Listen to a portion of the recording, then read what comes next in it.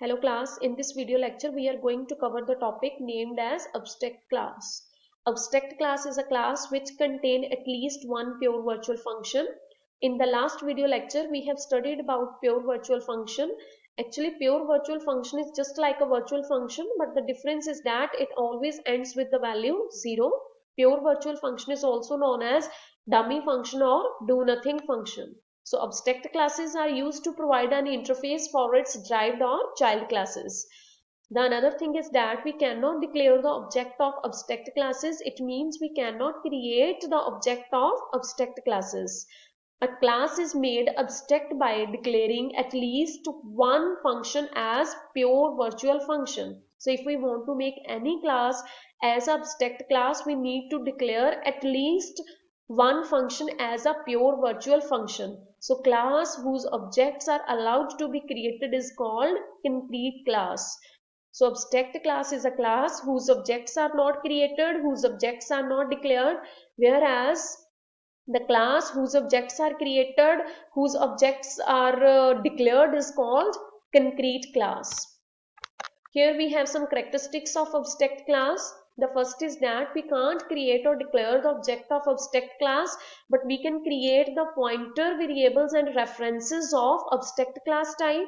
Second is that, like other classes, abstract class has normal function and variable, but it contains at least one pure virtual function. Third is that abstract class mainly used for upcasting so that its child or derived classes can use its interfaces. The last is that classes that are inheriting an abstract class must implement all pure virtual functions. So if you want to make any class as an abstract class, you need to declare one function as a pure virtual function. And you know that pure virtual function is the function that ends with the value 0. Here is the program to show the working of abstract classes. In this program, we have two classes. One is base class, other is derived class. Here the name of the base class is animal. In base class, under the public access specifier, we have one pure virtual function. Virtual is the name of the keyword. Void is the return type of the function. Show is the name of the member function, and its end with the value 0. That's why it is called pure virtual function. Here the base class is closed. Next we have a derived class. Its name is cat. It is accessing the base class animal via the access specifier public. The cat derived class has its own show member function and it has the output statement calling show function of cat class, and here the derived class is closed.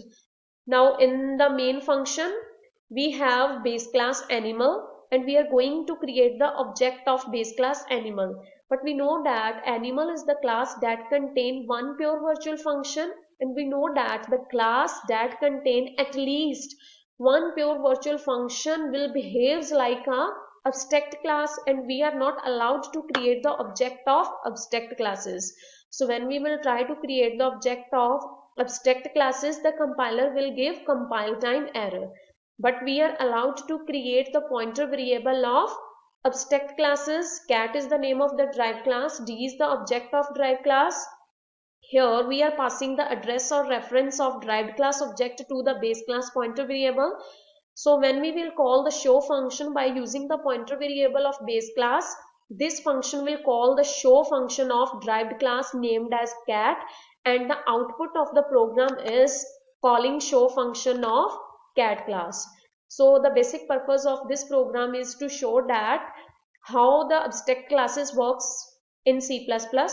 Here animal is the base class, but it is abstract class because it contain pure virtual function, and the class that contain pure virtual function will behaves like a abstract class, and we are not allowed to create the object of abstract classes. So whenever we will try to create the object of abstract classes, the compiler will generate a compile time error, but we are allowed to create the pointer variable of abstract classes, and by using the pointer variable of abstract classes we can call the member function of derived class, and when this member function will called, it will generate the output statement calling show function of cat classes. So this is the output of the program. Now there is one question in your mind why we can't create the object of abstract classes. The reason is that when we create a pure virtual function in abstract class, we reserve a slot for function in vtable. Vtable means virtual table, but we does not put any address in that slots. For this reason, the vtable will remain incomplete. As the vtable for abstract class is incomplete, hence the compiler will not let the creation of object for such classes, and it will display an error message when we will try to create the object of abstract classes. So vtable is what? Vtable means virtual table which contain the entry for every virtual function that is called by the object of any class. So the reason is that why we can't the objects of abstract class is that every time when we create pure virtual function for abstract class, we reserve some memory, we reserve some space, we reserve some slots for that function in vtable, but we don't store, we don't put any address in that slots. That's why the slot remain incomplete, vtable remain incomplete. Due to this reason, whenever we try to create the objects of abstract classes, the compiler will generate the error. That's why we are not allowed to create the object of abstract classes. vtable means virtual table, and this table maintains the record of every entry for which the virtual function is called whenever it is called by the object of classes. So virtual table contain entry for each virtual function that is called by every time by any object of the class. So we cannot create the object of abstract classes, but we can create the object of concrete class.